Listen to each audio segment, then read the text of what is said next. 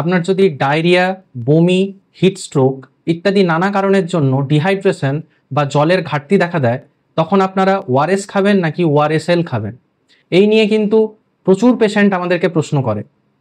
In fact আমরা যখন পেশেন্টকে বলি যে আপনার শরীর থেকে প্রচুর জল বেরিয়ে গেছে, আপনার দুদিন যাবৎ ডায়রিয়া হচ্ছে, তো আপনি ওআরএস খান, বারে বারে ওআরএস খান, তখন পেশেন্ট ওআরএসএল এর প্যাকেট কিনে এনে আমাদের জিজ্ঞেস করে যে ডাক্তারবাবু আমরা কি লিকুইড ওআরএসটা খেতে পারি? প্রথমেই যে জিনিসটা আমি আপনাদের বলবো যে ওআরএস আর ওআরএসএল এই দুটো জিনিস কিন্তু সম্পূর্ণ আলাদা।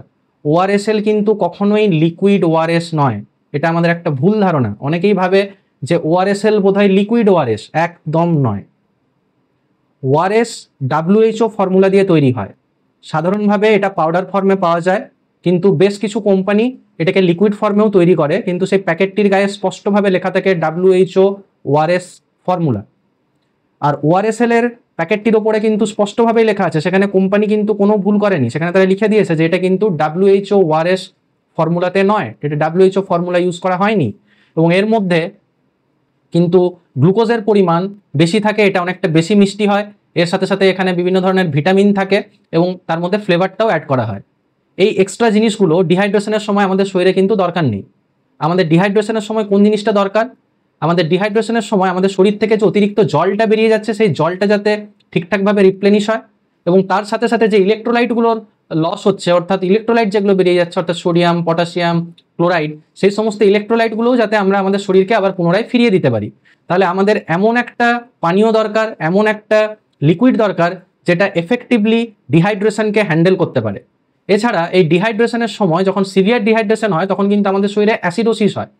তো এই WHO ফর্মুলাতে যে ওআরএসটা তৈরি করা হয়, সেটা কিন্তু এফেক্টিভলি আমাদের যে অ্যাসিডোসিস হয়, সেই অ্যাসিডোসিসটাকেও কন্ট্রোল করতে পারে, যেটা কিন্তু ওআরএসএল বা এই টাইপের ব্র্যান্ডগুলো পারে না।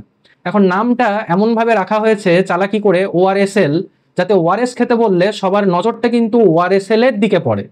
ডাক্তারবাবু আপনাকে বলছেন ওআরএস খেতে, কিন্তু যখনই দোকানে আপনি যাচ্ছেন তখন আপনি এই ভুলটা করে বসছেন যে ওআরএসএল বোধহয় লিকুইড ওআরএস, আপনার নজরটা কিন্তু ওইদিকে চলে যাচ্ছে। এটা কিন্তু খুব প্ল্যান করেই এই নামটা দেওয়া হয়েছে, যাতে এটাই বেশি মানুষ কিনতে থাকে, যাতে এবং এই প্রোডাক্টটির বিক্রি আরও বাড়তে থাকে। তাহলে এখন এই ওআরএস এর মধ্যে যে WHO ফর্মুলাটা ইউজ করা হয়, সেখানে কি কি থাকে? সেখানে সোডিয়াম থাকে, সেখানে গ্লুকোজ থাকে, সেখানে ক্লোরাইড থাকে, পটাশিয়াম থাকে, সাইট্রেট থাকে। তো এখন আমাদের এই যে সোডিয়াম এবং গ্লুকোজ একসাথে প্রবেশ করার সাথে সাথে প্রচুর পরিমাণে জলও কিন্তু আমাদের শরীরে প্রবেশ করে, ফলে আপনাদের যে ডিহাইড্রেশন সেটা খুব তাড়াতাড়ি কারেক্ট হয়ে যায়। আর আপনি যদি WHO ফর্মুলা ছাড়া অন্যান্য ফর্মুলার যদি ওআরএস খান, বা এই জাতীয় যে আদার্স যে ব্র্যান্ডগুলো রয়েছে যেগুলো নন WHO ফর্মুলা, সেগুলো কিন্তু এতটা এফেক্টিভলি আমাদের যে ডিহাইড্রেশন সেটাকে কিন্তু কারেক্ট করতে পারে না। তো তাই সবসময় আমরা বলি যে ওআরএস খেতে, যদি আপনি লিকুইড ওআরএস খাচ্ছেন তাহলে দেখে নিন তার গায়ে WHO ফর্মুলা লেখা রয়েছে কিনা।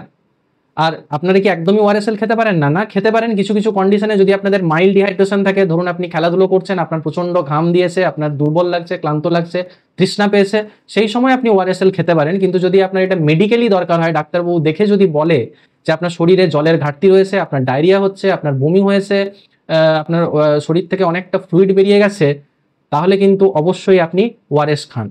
তো এই প্যাকেটটির গায়ে স্পষ্টভাবে লেখা থাকে যে এই স্যাশেটা কতটা জলে গুলে আপনি খেতে পারেন। তো যেটা রিকমেন্ডেশন রয়েছে সেই পরিমাণ জলে গুলেই কিন্তু আপনি খান, তাহলেই আপনার এফেক্টিভলি ডিহাইড্রেশনটা কিন্তু কারেক্ট হবে।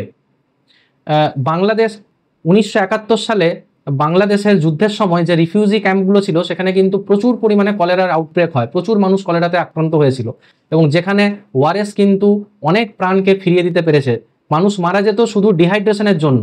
একবার যদি কলেরা হয়, তার জন্য প্রায় 10 থেকে 20 লিটার জলও কিন্তু আপনার শরীর থেকে বেরিয়ে যেতে পারে, এবং এতটা পরিমাণ জল যদি বেরিয়ে যায় আর সেটাকে যদি আমরা রিপ্লেনিশ করতে না পারি সঠিক সময়ের মধ্যে, তাহলে কিন্তু আমাদের শরীর আরও বেশি খারাপ হয়ে পড়বে এবং পেশেন্ট কিন্তু মারাও যেতে পারে।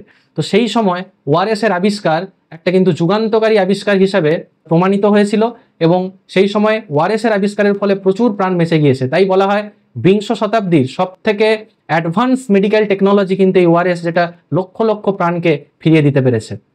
আমার কাজ হলো এইভাবে ছোট ছোট ইনফরমেশনগুলি আপনাদের কাছে পৌঁছে দেওয়া, যাতে আপনারা কোনো রোগ অসুখ নিয়ে ভীত বা চিন্তিত না হয়ে এডুকেটেড এবং কনফিডেন্ট থাকেন। যদি আপনাদের ভিডিওটি ভালো লেগে থাকে তাহলে অবশ্যই অনেক লাইক, শেয়ার আর কমেন্ট করুন, সবার মধ্যে এই ইনফরমেশনটা পৌঁছে দিন। যে কখন ওআরএস খেতে পারি আর কখন ওআরএসএল খেতে পারি, দুটো জিনিস যে আলাদা এই ধারণাটা কিন্তু অনেকের মধ্যে নেই। এইভাবে আপনার হেলথের ছোট ছোট বিষয় নিয়ে আপডেটেড থাকার জন্য অবশ্যই আপনারা আমার চ্যানেলটি সাবস্ক্রাইব করে নিন, যাতে আপনারা আমার পরবর্তী ভিডিওগুলো মিস না করেন। সবাই সুস্থ থাকবেন, ভালো থাকবেন। পরবর্তী ভিডিওতে আবার আপনাদের সাথে দেখা হবে। নমস্কার।